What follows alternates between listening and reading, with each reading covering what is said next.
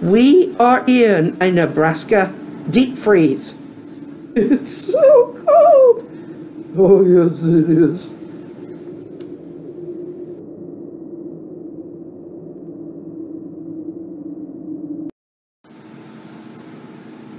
Hi, we really are in a deep freeze. Yeah, the Midwest is in a deep freeze. Maybe I'm a little overdressed for being inside, but maybe not. Wind chills are going to get down into, probably in this area, in the 20 below zero area, and up toward Omaha, more like 40 below. So if you are in Iowa, Nebraska, or any of this area that's being caught in this Arctic vortex or polar vortex or whatever they're calling it, don't go outside with anything exposed. Within 10, sorry, my thing keeps coming out. The report is that within 10 minutes, you can get frostbite on anything exposed. So, it's like this. You'll go out like that, okay? Completely covered. Okay, a little too much for in here. Okay. This is my opinion. If you are not needed for something that is intrinsically valuable for somebody's life, such as being a nurse, a doctor, or whatever, you do not go out in this weather. That's my opinion. It is not worth taking that chance of a car stalling because it's so cold, being stuck out there in that extreme freeze, to go in and put in some bids on the stock exchange or fill out paperwork or sell an insurance policy. None of that. I mean, guys, get real. When it's this cold, when frostbite is that easily possible, I mean, who can breathe that stuff? It's been a long time since we've had those kind of temperatures here. We've had cold, but this cold, there's a big difference between a couple degrees below zero and 20 below with a big wind chill. You're really serious. Oh, I am. This kind of cold gets very, if it's not just a dry, steady cold, this has got a wind that drives right through you. Oh, wow. Like a bus? Well, it feels like it. I was making that was a metaphor. Oh, what's a metaphor? Let's not even worry about that. Let's just say it will chill you terribly, and I hope not to hear of any sudden deaths or anything because of this cold tomorrow, because people who shouldn't be sometimes get out in there. But I'm scared for my husband. I honestly am. I'm scared for any of my kids who have to get out in it too. Anyway, I'm being bossy. It's nursey nurse. My sister was coming over the other day, and it was chilly. It wasn't like this. No, it wasn't like this. It was chilly, but there's still snow on the ground. And somebody passed her. She said a van went past her and she had to get over in the snow. I said, so you've been run off the road? I was getting ready to send Joe out to get her, or, find her. I thought her car was off the road somewhere. She says, no. She was walking over here from Oh, it's maybe a mile walk, half-mile walk, more like a mile walk, which is plenty, but she likes to walk. Walking is a great exercise, and it wasn't that bad of a day. I mean, she was bundled and all that, but I can't remember what I said to her. Something about walking and making sure she was bundled up and this and the other thing. Just being me. And she says, yes, Mom, I am all bundled up. And it's like, okay, yeah, you're an adult. You're in your 50s. Old enough to know better. Oh, that's what you get for being. Well, there are 6 kids in our family. I'm number 2. The older one was my brother, and he was always outside the house doing chores and running tractors and stuff. Not that I couldn't and didn't do that stuff, but Mom kind of needed me in the house a lot. So I ended up being not only a bossy big sister, but then I became a nurse on top. So I'm bossy and a mother, so I'm bossy in so many ways. You sure are. You boss us around all the time.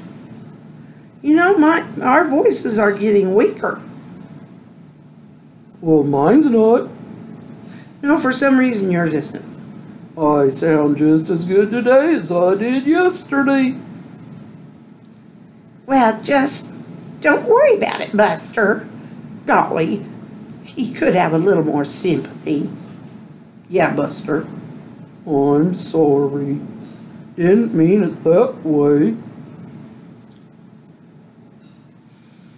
You never know. Anyway, I gotta say, I would much rather be silly and do silly little stuff and just make people laugh.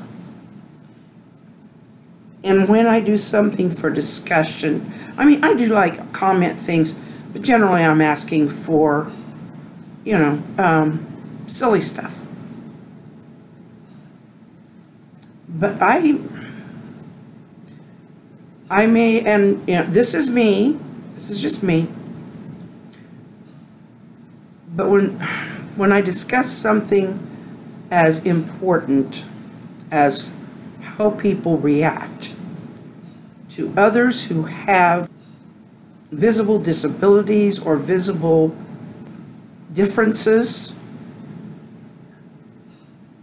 it's not an easy topic to get into. For me, it's definitely a very heartfelt topic. I've worked with special needs. I've got my own problems. I've worked with elderly. I've seen all kinds of mistreatment and misjudgment. I've seen fear. I've seen disgust. I've seen so many improper reactions. And I'm glad to bring it up. I'm glad to discuss it, especially when someone is interested in the discussion. But it is disappointing. I'm not saying I'm not angry or upset at anybody, but it is disappointing that there are so many people out there that are willing to spew hate, and not very many are not, and almost nobody comes to discuss how to do better in treating other people. And I'm having my little I'm having my little spiel here, but it bothers me. It really does. It bothers me that you see so many people being hateful on the internet.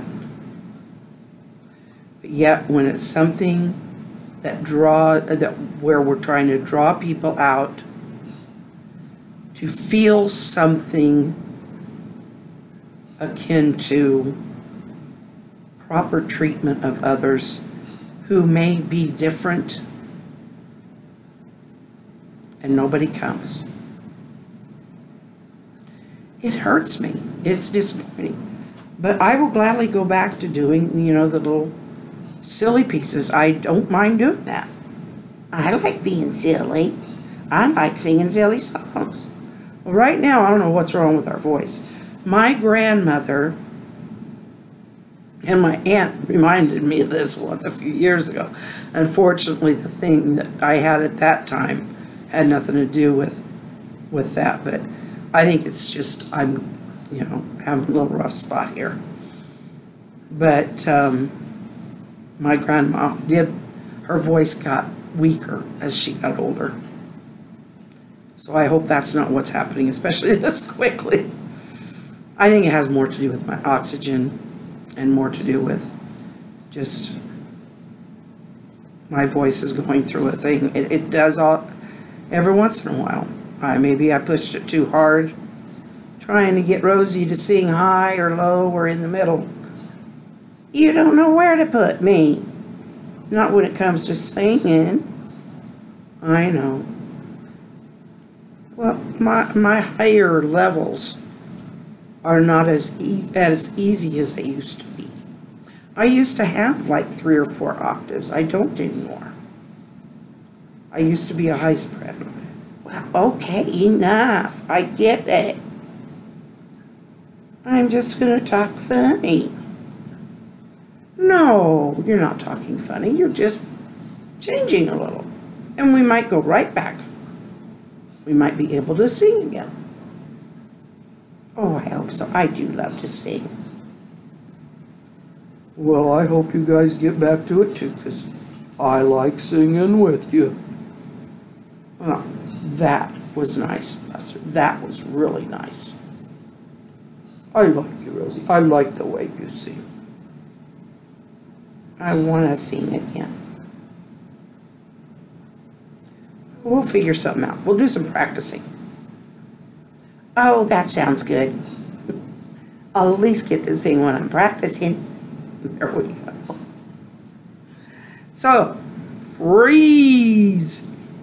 We are going to freeze.